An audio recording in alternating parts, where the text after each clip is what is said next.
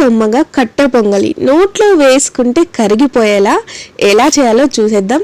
So late చేయకుండా వీడియోలోకి వెళ్ళిపోదాం. దీనికోసం నేను ఒక 100 grams ఆఫ్ పెసరపప్పు లైట్గా వేయించేసి తీసుకోండి. అండ్ 1 cup ఆఫ్ రైస్, అందులోకి సరిపడా వాటర్ యాడ్ చేసేసుకొని కొద్దిగా నెయ్యి అండ్ ఉప్పు వేసేసుకొని ఒక 2-3 లేదా 3-4 విజిల్స్ వచ్చేంత వరకు మంచిగా సాఫ్ట్గా కుక్ చేసేసుకోండి. కుక్ చేసుకొని కుక్కర్ మూత తీసేసుకొని ఇక్కడ చూడండి. సో ఇలా రైస్ అనేది ఇంత సాఫ్ట్గా పర్ఫెక్ట్గా కుక్ చేసుకోండి. ఇలా అయితేనే మనం ఆ పొంగల్లోకి కట్టె పొంగల్లోకి రుచి అనేది పర్ఫెక్ట్గా వస్తుందని గుర్తుపెట్టేసుకోండి.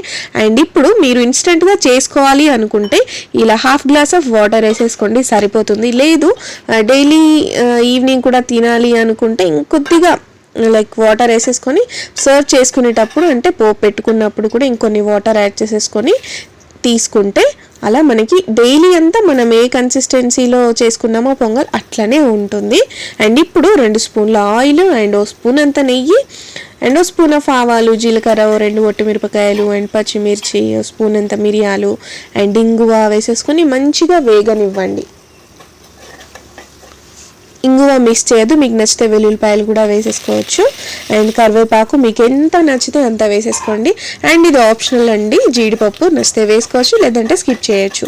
అండ్ మీకు నచ్చితే పసుపు కూడా యాడ్ చేయొచ్చు, బట్ నేను ఇక్కడ యాడ్ చేయలేదు.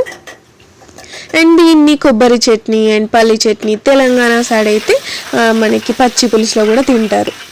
సో ఇప్పుడు మనం చేసి పెట్టుకున్న ఈ పొంగల్ని ఇందులోకి యాడ్ చేసేసుకొని ఇంకా ఉప్పు యాడ్ చేసేసుకొని సర్వ్ చేసుకొని తినడమే అండి. చాలా చాలా టేస్టీగా ఉంటుంది. ఖచ్చితంగా మీరు కూడా ఒకసారి ట్రై చేయండి. ఈ వీడియో నచ్చినట్టయితే మీ ఫ్రెండ్స్ అండ్ ఫ్యామిలీకి షేర్ చేయండి అండ్ లైక్ చేయడం మాత్రం మర్చిపోద్దు. ప్లీజ్ సబ్స్క్రైబ్ చేసుకోండి. Bye bye. Thank you for watching.